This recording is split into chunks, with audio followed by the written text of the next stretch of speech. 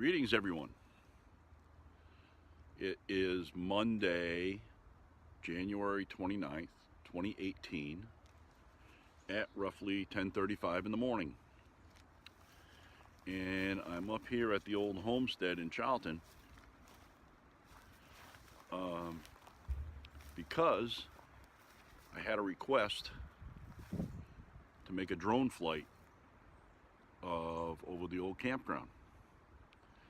Now, I was going to do it from the cul-de-sac where down by Cortland Circle was. There's a cul-de-sac there now. Now, I took a few pictures with my camera, but a lot of overhead wires and stuff right there, so probably not the optimal place to take off from. So what I'm going to do here is the field, the playground area across the street from the campground, and the walking trails and stuff. And so what I'm going to do is I'm going to take off from here, and I'm just going to go up. I should be able to go up and see most of the campground with the drone from that area. So Rich, this is for you, but I'm going to post this on the Applewood page, just so everybody can see it. That's all. So let's hope all works out. It's cool, mostly overcast today. There has been some sun poking through from time to time, as you can possibly see there. But at the moment, it's mostly overcast, and it's cool. I'd say it's upper 30s, but it's not super cold or anything. There is a slight breeze, probably in the 10 to 15 mile range, and that really shouldn't be a problem with the drone. It's been rock solid, so let's just hope that we don't have any mishaps. Fortunately, I have some insurance on it, so if anything does happen, I'll be able to get it taken care of. Okay, well, that's it for this, so we'll see you in a little bit on the flip side. All right, there's the old house, and that's looking down Vinton Road into the campground. There's the first house, the second house that got built on Vinton Road. There's the house with the pool. That's looking down Vinton Road. That's the new offshoot that went up into the woods there that was supposed to be named Elaine Drive. And this is some of the initial video after I had taken off with the drone. The house to the right was my sister Donna's house, and the gray house in front with the little pool was my sister Barbara's house.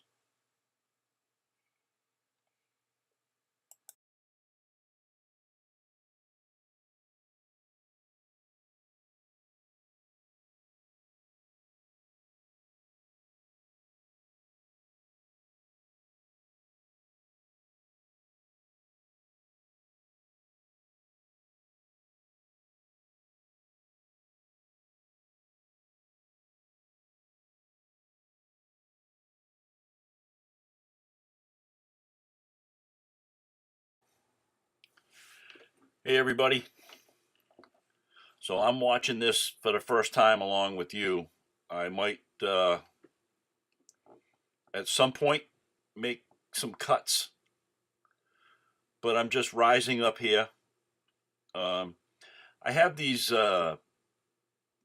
discs that I use to bounce light around in photography, and so I brought one of them. It's about, I don't know, maybe about 25 inches in diameter, and I use that to take off with when so I put the drone on top of that it's a gold disc, and that's where I took off from, and that's where the drone has GPS, and it uses 20 satellites to know where it is in space at any particular time. Okay, the White House with the bus was Chartier's house. The yellow house is the second house that they built after the campground was sold. You can see the old campground house with the store and the pond over to the right-hand side.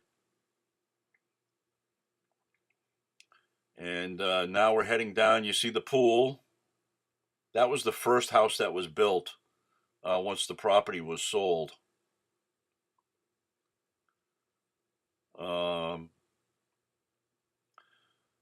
Now, right across from the pool, that other house right there with that little pool in the backyard is right about where the first sites started. And then up in the field that I just turned away from there a little bit, you can see that's where this White House coming up on the far right is where basically about where the restroom was. You see that little shed in there, that's where the pavilion was.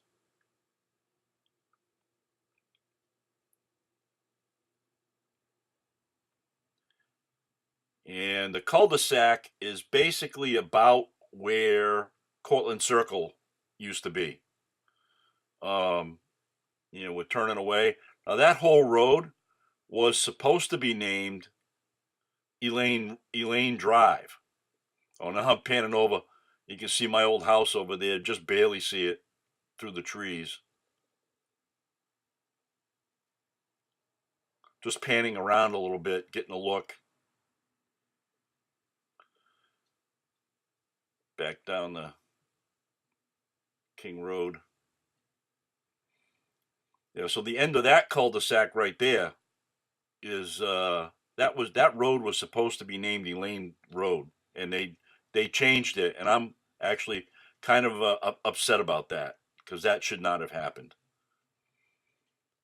Now back over to campground. Yeah, you can see where the pavilion was, where that little tiny little white house is. Now, when I was up there, I got some heavy wind warnings, and I got some breezes that were probably in the 25-mile-an-hour range. And yeah, there's the old house. They have horses and stuff over there. Somebody was asking about the little bridge. You can kind of see it right there. And now the drone is headed to home. Yeah, I got up to 393 feet above ground level with it. That's what I have it set at as the max height that you can go. You can see my truck, and I don't think you can see, but I'm waving. So I hit return to home just because the wind levels were quite strong, and I didn't want to get in any trouble with the drone there. So what was really cool was that disc that I took off from. When it landed, when I finally had it land, it landed right on that disc. The other times when I had taken off in those cemetery videos I did, it landed a couple of feet away from where I took off from. But when I set the disc up, it landed right on it. I mean, completely on the disc. It was actually pretty cool.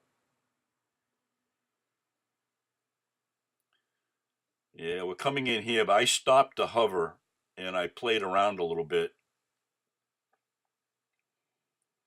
with some tracking and stuff after that.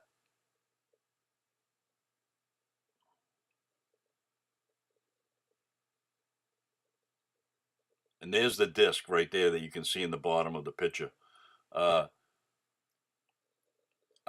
stopped it from landing because I wanted to do a couple of other things, but that little disc, it was going to land right on top of that. I was extremely impressed.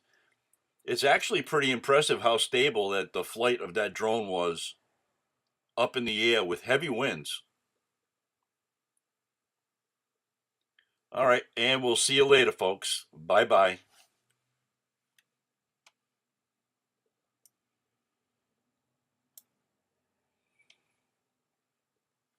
Yeah, I'm going to call it quits right here. Okay.